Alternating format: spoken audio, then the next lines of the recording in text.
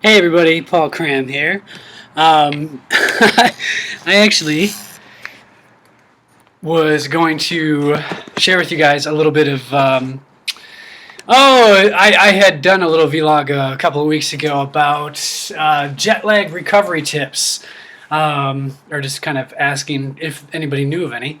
And yeah, I found some, and I got some. So I think the biggest thing that I learned is. Um, it's that old saying of the best defense is a good offense.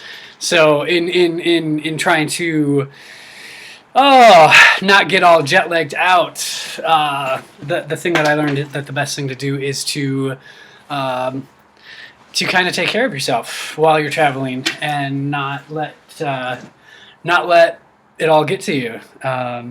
So I don't know about you, but for me, like if I get tired and hungry and thirsty and things like that, I get really, like, I probably, like most people, get pretty cranky. So I have discovered and made like a list of things from traveling that are my creature comforts. The things that if I can stick them in my little carry-on bag, and if I keep them with me and travel with them, they definitely help me keep my cool and kind of help the transition from one place to another. Kind of help me a lot.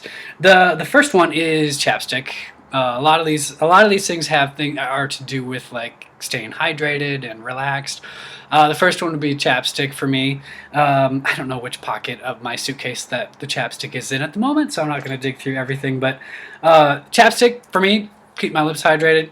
The second thing would be toothbrush, some toothpaste. I usually travel with a little bit the travel sizes. For whatever reason, I grabbed my big ones this time around. But yeah, I find myself really, because I'm always eating, in an airport terminal or something like that. It's so great to be able to brush my teeth and get that filmy gunk feeling off of your teeth and tongue and and everything.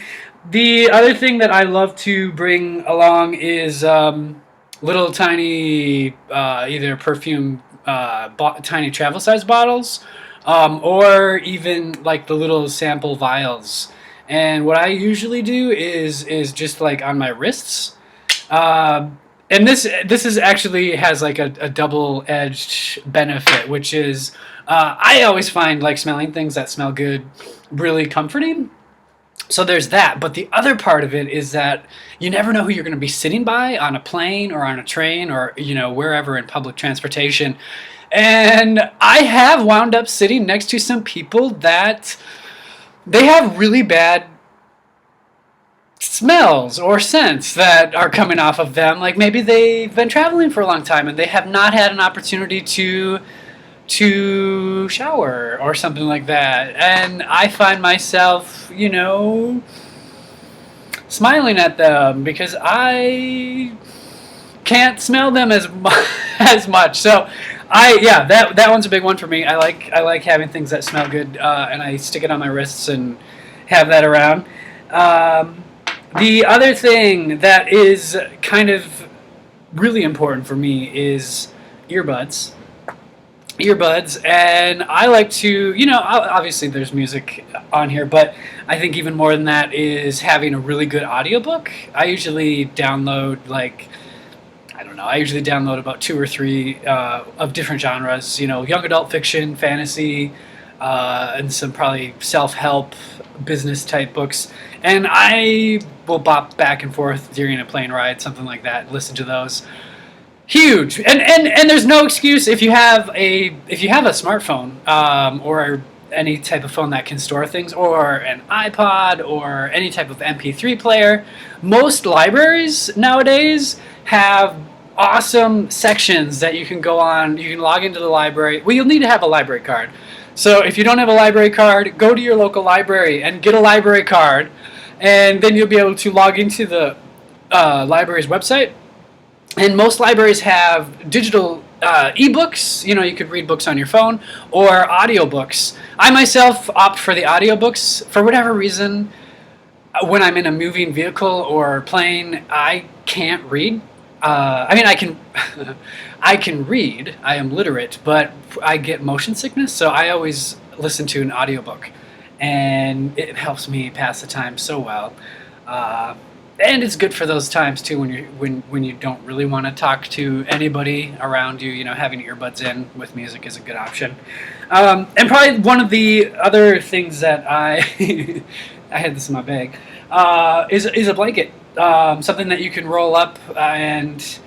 If you're really introverted, you could, you could sit there and do this.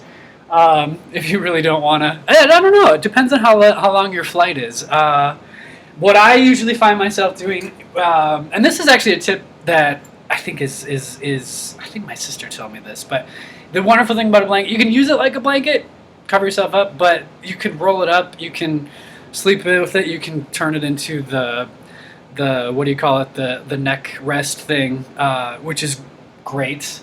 And also when you're flying, it gets cold, so yeah, I would definitely bring a blanket with you because it's a good idea. One other thing that I bring when I'm traveling, this is not something that I usually bring with me like in my carry-on. Everything that I've shown you so far fits into my little carry-on bag. There's a bigger item that I don't pack it usually. Usually what I'll do is I'll go to the local drugstore or whatever hotel I'm at, and I will pick up one of these. And this goes back to the thing, like whenever I'm traveling, I get really dehydrated. I've noticed like in planes and terminals and things like that, like my skin just starts to dry out. Hence the chapstick and, trying to drink water and all that stuff. But hotel rooms too, I've noticed, are usually fairly dry. So I will go to the drugstore and I will pick up a humidifier. Usually they have a few options for these, but as you can see, it's not really something that you would carry on the plane with you. I don't know that they'd even let you carry this on a plane. Maybe they would. I have no idea. Probably not.